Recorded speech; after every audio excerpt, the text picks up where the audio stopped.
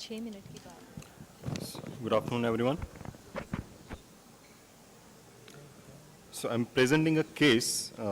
I gave it a title, Discotheque Maculopathy.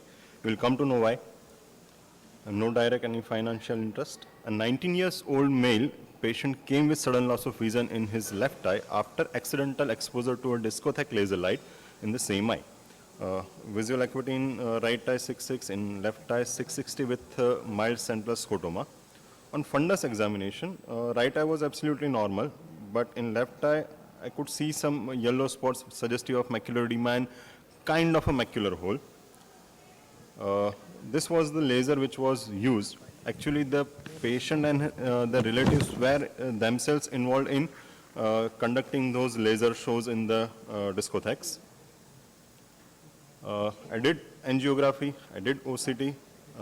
Angiography shows mild hyperfluorescence in the early phase, which remains same till late phase. OCT shows huge intraretinal edema involving all the retinal layers with sister spaces with break in the outer retinal layers. So I thought of treating with intravitreal Avastin. So I injected bevacizumab 1.25 milligram a standard dose in 0.05 ml. Topical antibiotic drops, NSAIDs and anti-glaucoma drops were given. After a week, the edema was almost resolved with near normal foveal contour. On OCT, visual acuity improved to 6/9. After a month, vision was absolute normal, 6 with a near normal foveal reflex. Patient maintained this same thing up to 6 months. It's almost normal. So on discussion, inadvertent retinal laser injury due to laser light exposure represents serious public health concern. Laser shows use very powerful class 4 lasers. Very few cases have been reported in literature. They have been treated with systemic methylprednisolone with variable results.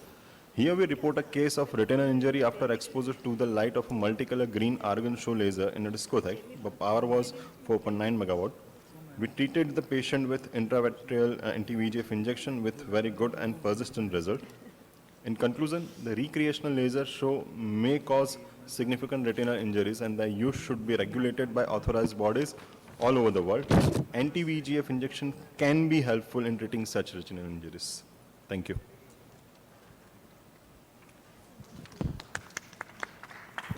Thank you, Dr. Sugnesh. We'll have the last presentation of the day by Dr. Utkarsha, ophthalmic manifestations of CNS tuberculosis, a